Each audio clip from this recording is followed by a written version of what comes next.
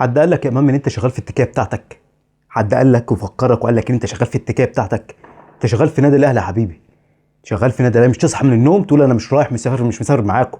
لا يا حبيب قلبي، انت في عقد، وفي الاهلي هيعلمك يعني ايه عقد، وهيعلمك الدنيا ماشيه ازاي وفي العقوبات بتتمشي ازاي. النهارده في تمرين ان شاء الله النهارده ليك، زي ما رحتش الوضع هيبقى ليه، الوضع هيبقى سيء بالنسبه لك. خليك فاكر الكلام ده كويس قوي. انت في النادي الاهلي، النادي الاهلي والجمهور هيعلموك يعني ايه الادب، يعلموك يعني ايه تحترم النادي الاهلي وفانلة النادي الاهلي.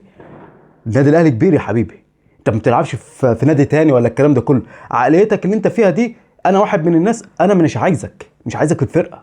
هتعرض وامشي. انت الاهلي اشتراك ب 3 مليون دولار، هتعرض كويس يا حبيب قلبي يكفي الفلوس دي مش اقل من 8 مليون دولار، وتفضل مع الف سلامه. شوف انت رايح فين، وشوف سكتك انت رايح فين. لكن تتعوج على الاهلي؟ لا.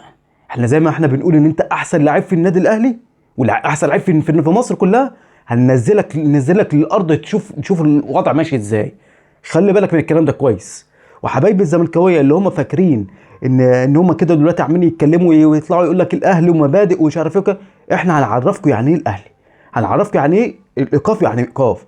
اللي قبل كده توقفوا يا حبيبي، ابو تريكه توقف، وحسام الحضري توقف، وحسام حسن توقف، وعبد الله السعيد ورمضان صبحي، كل الناس دي اتوقفت وكلهم مشوا. الخطيب اعتزل، والاهلي لحد دلوقتي الحمد لله نادي القرن.